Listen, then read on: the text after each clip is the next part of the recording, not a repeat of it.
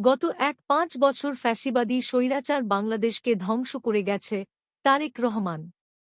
গত ৫ বছর ফ্যাসিবাদী স্বৈরাচার বাংলাদেশকে ধ্বংস করে গেছে বলে মন্তব্য করেছেন বিএনপির ভারপ্রাপ্ত চেয়ারম্যান তারেক রহমান।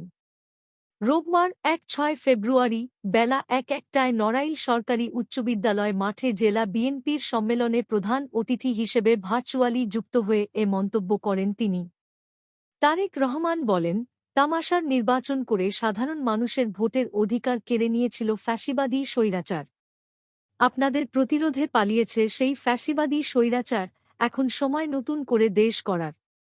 বাংলাদেশের প্রতিটি প্রতিষ্ঠানকে ধ্বংসের দ্বারপ্রান্তে নিয়ে গিয়েছিল তারা। সেখান থেকে মানুষের অধিকার ফিরিয়ে দিতে চায় বিএনপি। তারেক রহমান আরও বলেন, রাষ্ট্র সংস্কারের জন্য ৩-১ দফা নিয়ে জনগণের দোরগোড়ায় যেতে হবে। মানুষের কথা বলার অধিকার, ভোটের অধিকার, রাজনীতির অধিকার ফিরিয়ে আনতে হবে। যখনই দেশের ক্রান্তিকাল সৃষ্টি হয়েছে তখনই বিএনপি মানুষের পাশে দাঁড়িয়েছে। বাংলাদেশ জাতীয়তাবাদী দল মানুষের কল্যাণে নিয়োজিত থেকেছে।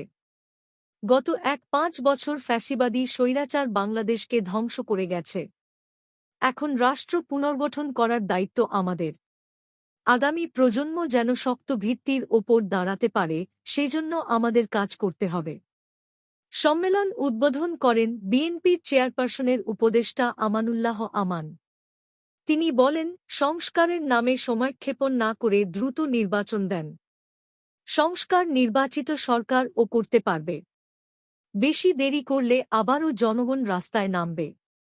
সম্মেলনে বিশেষ অতিথি হিসেবে উপস্থিত ছিলেন বিএনপির খুলনা বিভাগের সাংগঠনিক সম্পাদক অন্দিন্দ ইসলাম অমিত সহ সাংগঠনিক সম্পাদক জয়ন্ত কুমার কুণ্ডু।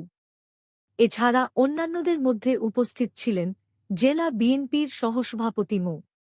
জুলফিকার আলী, সাধারণ সম্পাদক মনিরুল ইসলাম, সাংগঠনিক সম্পাদক শাহরিয়ার রিজভী জর্জসহ নড়াইল সদর, কালিয়া ও লোহাগড়া উপজেলা এবং পৌর বিএনপির সভাপতি, সম্পাদকরা।